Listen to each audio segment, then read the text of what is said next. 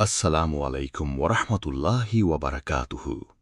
প্রিয় ভাই ও বোনেরা, আজ আমি এমন ৭টি কাজের কথা বলবো যেগুলো থেকে আমরা দূরে থাকতে পারলে আমাদের জীবন সম্পূর্ণ বদলে যেতে পারে। হয়তো এই কথাগুলোর মধ্যেই লুকিয়ে আছে আপনার জীবনের শান্তি। যদি এই কথাগুলো আপনার হৃদয়ে একটু হলেও প্রভাব ফেলে, তাহলে ভিডিওটিতে একটি লাইক দিয়ে ইসলামিক বার্তা ছড়িয়ে দিন। কমেন্টে লিখুন আলহামদুলিল্লাহ, কারণ আপনার একটি শব্দ হয়তো অন্য কারো ঈমান জাগিয়ে তুলতে পারে।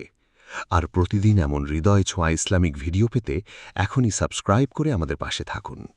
১. নামাজ ছেড়ে দেওয়া। যে ব্যক্তি নামাজ থেকে দূরে যায় তার হৃদয় ধীরে ধীরে অশান্ত হয়ে পড়ে। নামাজ মানুষকে গুনাহ থেকে ফিরিয়ে আনে। ২. মিথ্যা বলা। মিথ্যা মানুষের সম্মান নষ্ট করে এবং বিশ্বাস হারিয়ে ফেলে। সত্য কথা হৃদয়কে শান্ত রাখে।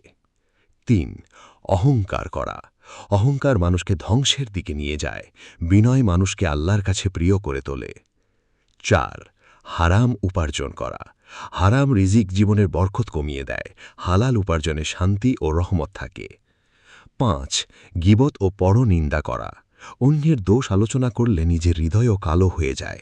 ভালো কথা বলা মানুষকে সম্মানিত করে। ৬. রাগ নিয়ন্ত্রণ না করা। অতিরিক্ত রাগ সম্পর্ক ভেঙে দেয়। ধৈর্য মানুষকে শক্তিশালী বানায়। ৭.